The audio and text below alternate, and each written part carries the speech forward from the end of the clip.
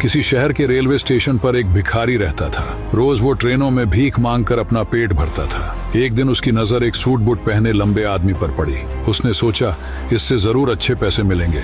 वह उसके पास गया और बोला, साहब कुछ दे दीजिए। लंबा आदमी मुस्कुराया और बोला, तुम हमेशा मांगते ही रहते हो, कभी किसी को कुछ देते भी हो?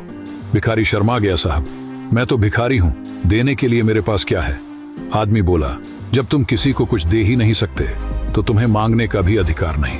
इस दुनिया में लेने देने का नियम चलता है, जब तक दोगे नहीं मिलेगा भी नहीं। और वह ट्रेन में बैठकर चला गया। उसकी बात भिखारी के दिल में तीर की तरह चुभ गई। 2 दिन तक वह यही सोचता रहा, शायद मुझे भी इसलिए कम मिलता है क्योंकि मैं किसी को बदले में कुछ नहीं देता। तीसरे दिन उसने स्टेशन पर खूबसूरत फूल खिलते देखे।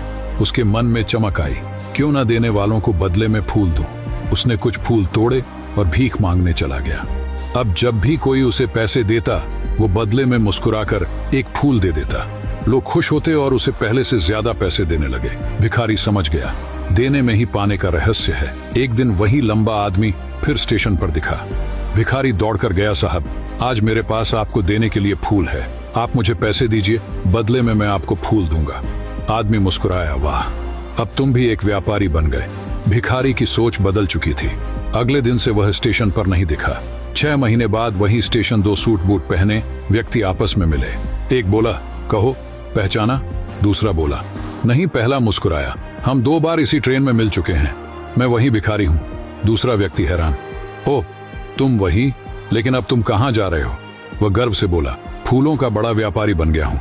लोगों ने मेरी भीख नहीं खरीदी, मेरे फूल खरीदे। आपने सिखाया था जब तक हम कुछ देते नहीं हमें मिलता भी नहीं। उस दिन से मेरी सोच बदल गई और मेरी किस्मत भी।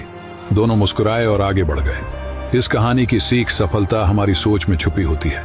तुम खुद को जैसा मानते हो जिंदगी भी तुम्हें वैसा ही बना देती है। इसलिए खुद पर भरोसा रखो और देने की आदत डालो, किस्मत खुद बदल जाएगी।